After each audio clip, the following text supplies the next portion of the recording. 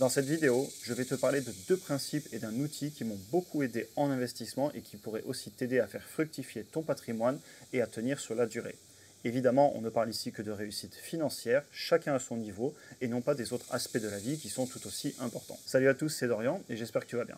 On va faire aujourd'hui une vidéo de développement personnel et surtout d'état d'esprit qui est pour moi primordial pour ta réussite. Primordial car si on n'a pas le bon état d'esprit pour tenir dans la durée et éviter les erreurs, alors on risque de faire un pas en avant pour deux pas en arrière au lieu de progresser sûrement un pas après l'autre. C'est une vidéo qui peut être polarisante, mais c'est pas grave, comme vous le savez, je partage ce que je pense sur cette chaîne et je suis transparent. J'ai pris des notes sur mon ordinateur et on va garder cette vidéo dans le domaine du concret et de l'efficace, donc installez-vous et vous avez aussi comme d'habitude le sommaire en description. Premièrement, et c'est si important, pour la majorité d'entre nous, ça va prendre du temps de construire son patrimoine et c'est ok. Ne sous-estime pas ce que tu peux faire en 10 ans.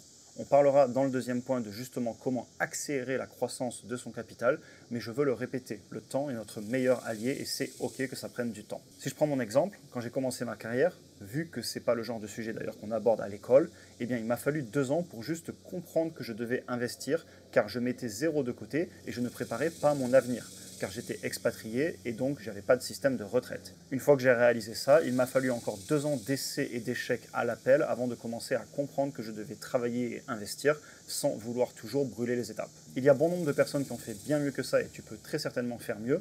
Et d'ailleurs, on parlera dans le dernier point de la comparaison aux autres qui peut être un vrai problème.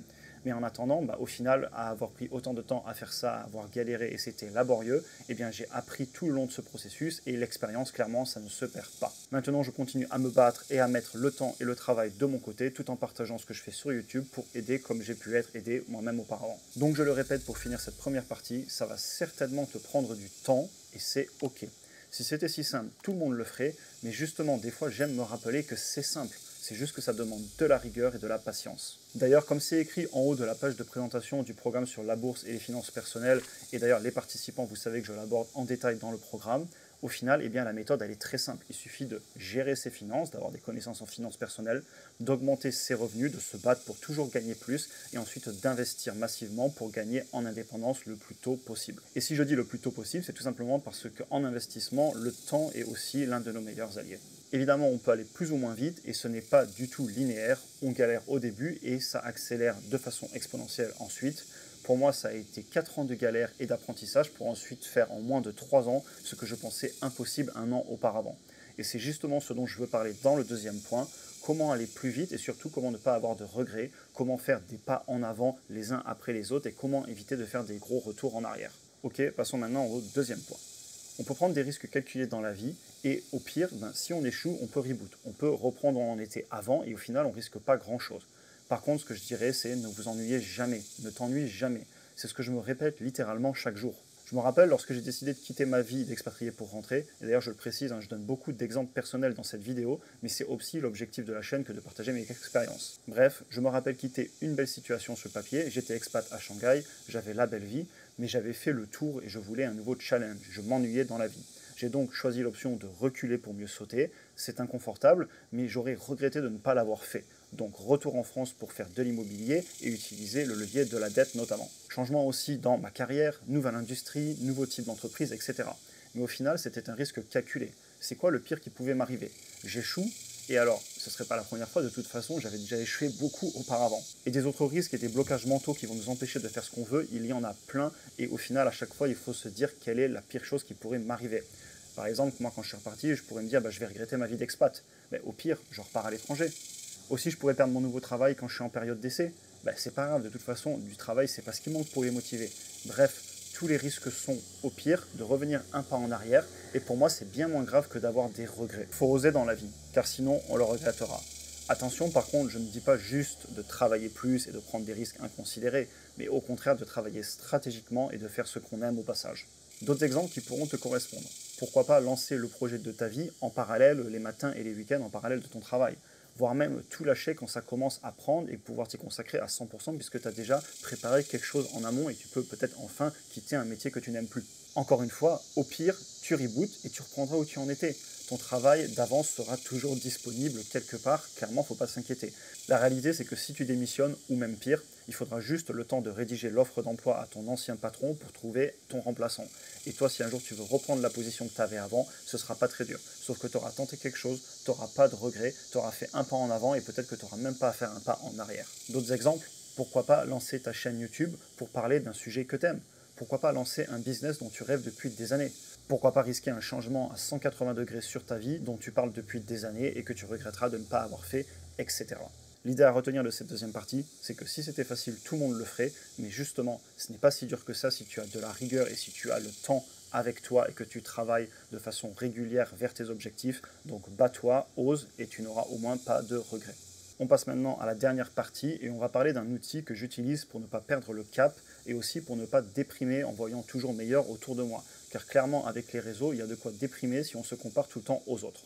Premièrement, enregistre ton parcours, que ce soit via des écrits, via des fichiers Excel, un podcast, une chaîne YouTube, etc. Chacun choisira le format qui lui convient le mieux.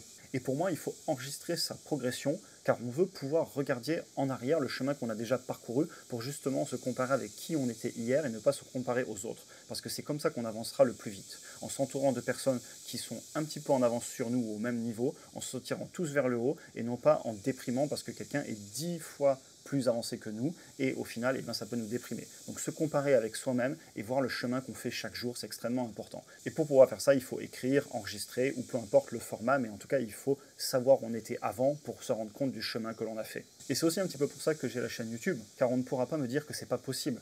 J'aurais tout écrit, tout enregistré, j'ai commencé ma carrière simplement, et pas très tôt d'ailleurs dans l'investissement. J'ai progressé, j'ai investi, j'ai fait de l'immobilier, j'ai eu des promotions, j'ai lancé des business, etc.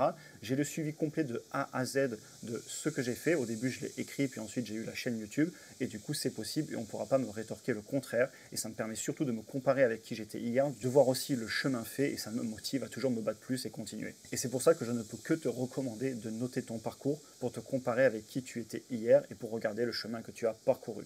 Comme ça, au lieu de déprimer à cause des personnes qui ont fait mieux que toi, et il y en aura toujours, et bien tu te compares avec qui tu étais hier.